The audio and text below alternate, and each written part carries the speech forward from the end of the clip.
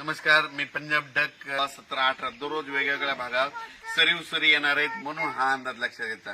राज्यातल्या सर्व शेतकऱ्याला सांगू इच्छितो की ज्यांच्या जमिनीमध्ये ओल आहे तुम्ही काय करा की जमिनीत पेरणीची तयारी करा। जमिनीत 1 फूट असेल तर तुम्ही पेरणीची तयारी करू शकता म्हणून हे अंदाज लक्षात घ्यायचा। पण राज्यात सांगायचं झालं तर दररोजच वेगवेगळ्या भागात पाऊस चालू राहणार आहे म्हणून हे अंदाज लक्षात घ्यायचा।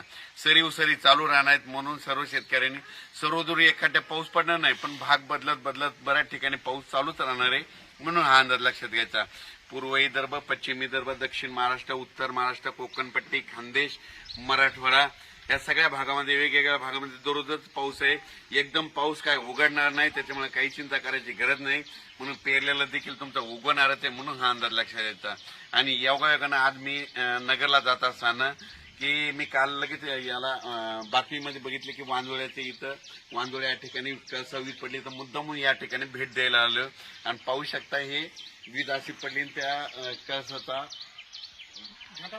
झेंडा याचा दुसरा देखील व्हिडिओ त्याचा जे सर्व शेतकऱ्याला सांगू इच्छितो शेतात कुदळ घेऊन जा। जमिनीमध्ये 1 फूट असेल तर तुम्ही पेरल्याच्या नंतर उगवतात म्हणून हे तुम्ही तुमचा निर्णय घ्या।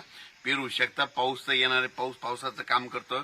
एकदम पाऊस असा उघडणार नाही पण भाग बदलत पडणार ते सरी येणार आहे म्हणून हा अंदाज लक्षात घ्यायचा। अचानक वातावरणात बदल झाला तर उद्या एक लगेच निश्चित दिला जाईल। धन्यवाद।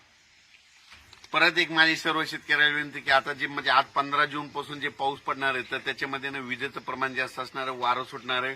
माझी शेतकऱ्याला विनंती विजा कडकडत असताना झाडाखाली थांबत जाऊ नका, आंब्याच्या झाडाखाली थांबत जाऊ नका, लिंबाच्या झाडाखाली थांबत जाऊ नका, नारळाच्या उंच झाडाखाली थांबत जाऊ नका, पाण्याच्या टाकीखाली थांबत जाऊ नका, मोबाईल टावरला हात लावून उभा राहू नका, लोखंडी पोलच्या बाजूला उभा राहू नका।